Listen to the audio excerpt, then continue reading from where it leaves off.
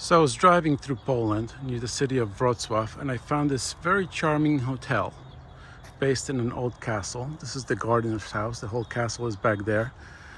This is the workspace, and there's an automobile club over there, which I can't get access because I'm not local royalty or whatever.